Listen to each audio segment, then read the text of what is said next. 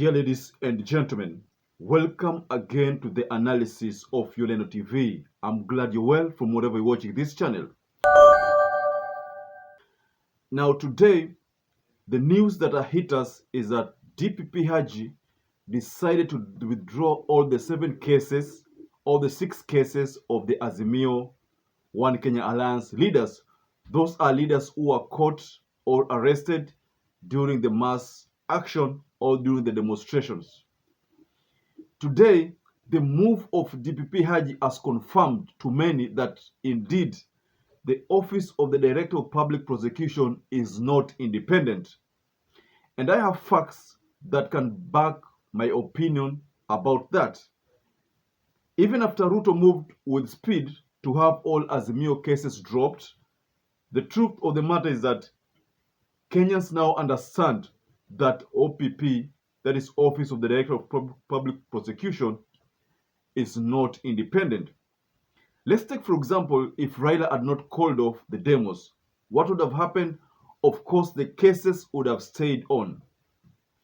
Same too, if IEBC had not declared William Ruto as the leader, that means Gachaguas, Aisha Juma, and the likes and other leaders within the Kenya Kwanza government would still be having cases in court.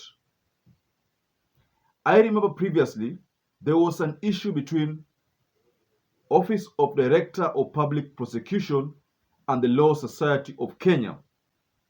Back then, Kenyans saw cases being dropped soon after Ruto was sworn into office, and that's the time the Law Society of Kenya was among the bodies that asked Mr. HAJJI to explain why he was applying to withdraw the cases.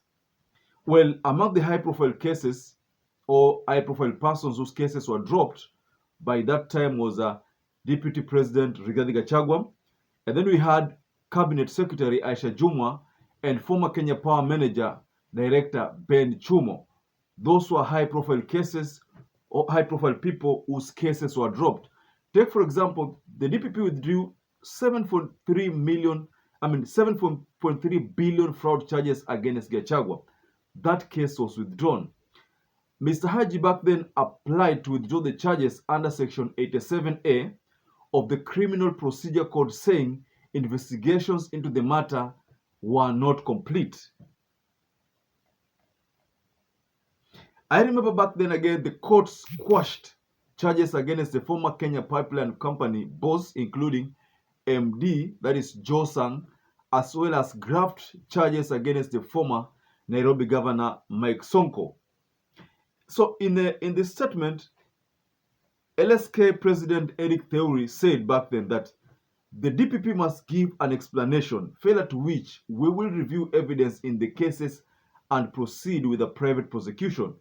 The DPP ought to resubmit the investigating files and seal the gaps, but not withdraw cases.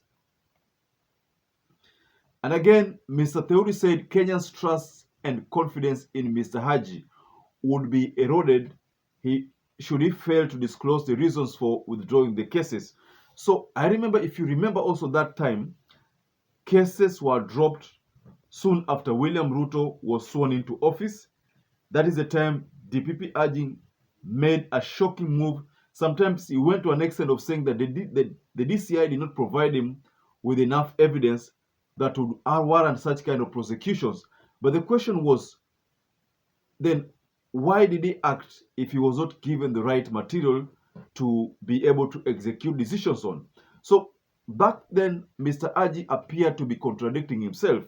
So today, the move that he has taken today has also compromised the quality of service that is being delivered by the Office of Director of Public Prosecution. What he did today confirms what Eric Theuri, the president of LSK, said previously when he said that the DPP is favoring the government.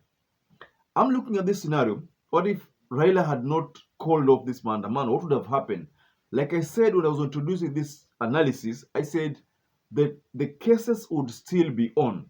So this is a mere realization that actually, indeed, Office of the Director of Public Prosecution is not independent. DPP HAJJI acts probably based on certain orders from the State House. This is what we are seeing, because if that demand was placed yesterday, now today the cases are being dropped.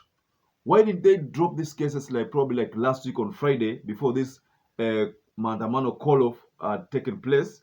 Probably would have understood that the office operates independently. Lakini as at now, the move by the DPP HAJJI confirms what Mr. Theuri said when he said that Kenya's trust and confidence in Mr. HAJJI would be eroded if he didn't provide the reasons for withdrawing those particular cases. Now, the reasons for withdrawing these particular cases, again, are in doubt. In fact, we even wonder why they were even arrested in the first place, because, of course, it was politically instigated. If the current events are anything to go by, the move was politically instigated. Ladies and gentlemen, kindly share what your thoughts are below the comment section. Once again, I'd like to urge you to stay safe and stay blessed until we catch up again in our next analysis.